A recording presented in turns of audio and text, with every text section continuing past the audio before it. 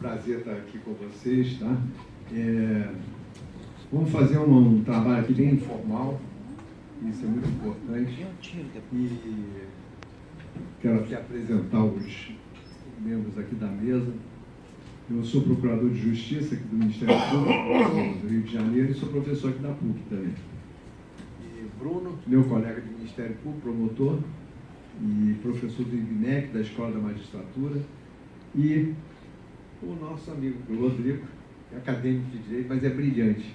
Tanto é que no ano passado, acadêmico de Direito da UERJ, ano passado, ele trabalhou aqui conosco num júri simulado, em que nós projetamos aqui o conto de Machado de Assis, A Cartomante, e foi muito interessante, porque na Cartomante existe o crime, né?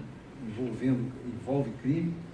Então, depois da leitura, tinha um William, né, que fazia parte da acusação, um estudante. Eu fiz uma espécie de apanhado de como funciona o tribunal do júri no nosso país, e em seguida foi lido o texto, até foi projetado o texto, que é um texto pequeno, Cartomante.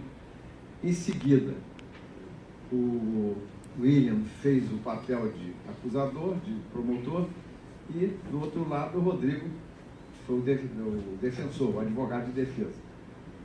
E foi tão, assim, empolgante que, ao final, nós tínhamos que formar um conselho de sentença que, pela lei, são 7.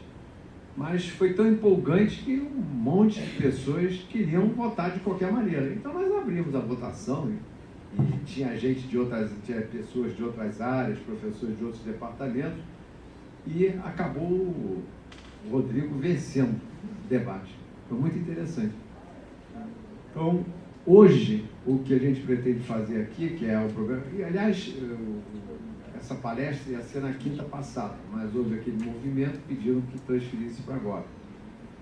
Eu vou falar, só para mostrar a sequência, como é que nós vamos desenvolver aqui o trabalho. A primeira parte é o seguinte, não sei se vocês conhecem o Schopenhauer, que foi um grande filósofo, e escreveu um livrinho, que é um livrinho mesmo, A Arte de Ter Razão.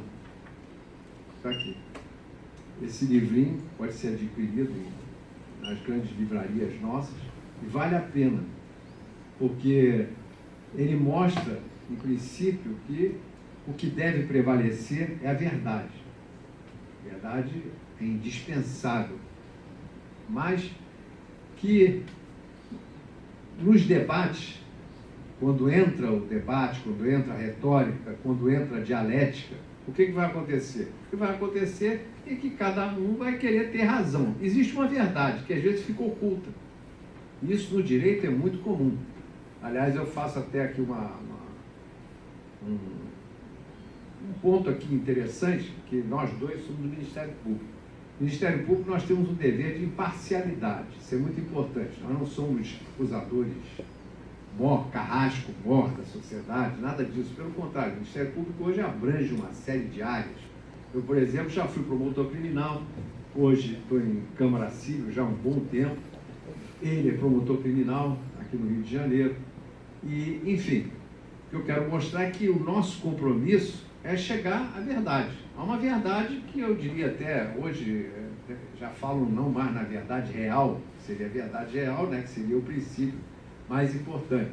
E falam na verdade formal, que quando você não consegue chegar até essa verdade real e a dúvida começa a entrar na prova e a se misturar com a prova, a ponto de alcançar um momento em que você não sabe mais se você fica em dúvida. Então, no caso do Ministério Público, ou você arquiva quando ainda está em fase de investigação, ou você então denuncia, se for o caso, ou você arquiva o inquérito. Ou então, mesmo com o processo em andamento, se no curso da ação penal você chega à conclusão de que existe a dúvida, aplica-se aquele procardo que é indúbio pro réu, em dúvida pelo réu, que é melhor você evitar que o inocente vá para a cadeia do que você colocá-lo na cadeia. Enfim, Então, nesse ponto, é aquela dúvida razoável. Enfim, nós temos esse compromisso da imparcialidade. Mas, de qualquer forma, principalmente na área criminal, é por isso que a área é mais empolgante, os argumentos são muito importantes, tanto da acusação como da defesa. E, como nós estamos falando em verdades, né, é muito interessante porque o ideal seria que nós tivéssemos sempre a prevalência da verdade, o predomínio da verdade em tudo que nós fazemos. Mas não é bem assim. Até mesmo numa conversa privada, numa conversa particular, há sempre aquela tendência do exagero, da mentira, enfim, da desculpa esfarrapada, usando um termo mais vulgar. E o que eu achei mais interessante é que o Schopenhauer, nesse livro, A Arte de Ter Razão, no início ele começa a mostrar que realmente o ponto fundamental é defender a verdade. Mas depois ele começa a perceber que exatamente nessa arte de ter razão, em se querer ter razão, acaba se entrando na chamada erística, dialética erística. E nós vamos mostrar exatamente o que é isso e quais são os estratagemas. São 38 estratagemas que ele colocou, e esses estratagemas são os instrumentos que você acaba usando exatamente para convencer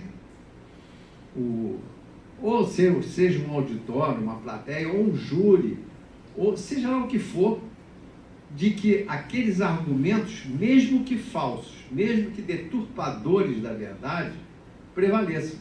Isso é muito interessante. São 38 estratagemas. Até foi interessante que, por acaso, ano passado, eu vi um filme francês chamado O Orgulho. Não sei se algum de vocês viu.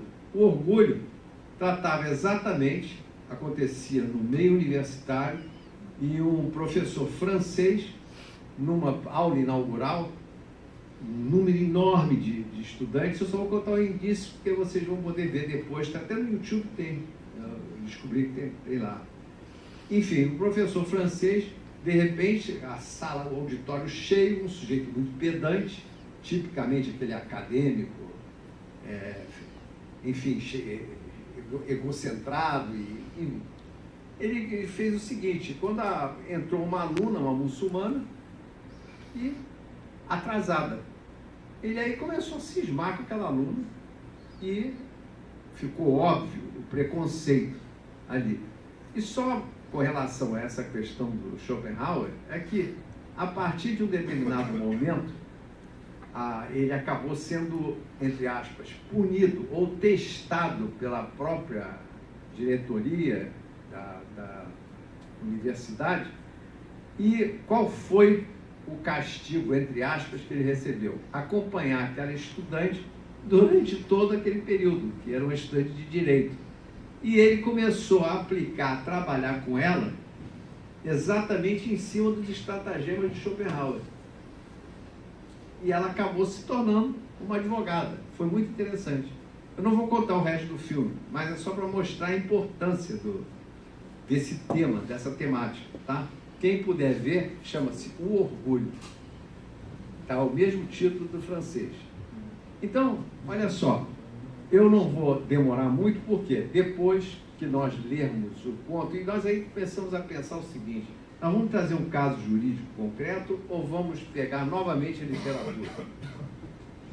Aí chegamos à conclusão de que seria interessante trazermos de novo a literatura. E escolhemos O Crime, do Lord Arthur Saville, que é do Oscar Wilde, e que a história é sensacional. Aconselho depois que vocês leiam enfim, esse conto na íntegra, porque ele é longo.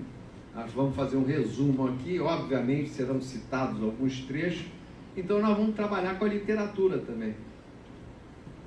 E o Bruno, em seguida a essa breve exposição que eu vou fazer aqui sobre esses estratagemas, só para dar um exemplo do que seja esses estratagemas, aí o Bruno vai entrar com essa parte de direito do tribunal do júri, tá? e inclusive quais são os crimes que você detecta ali do conto.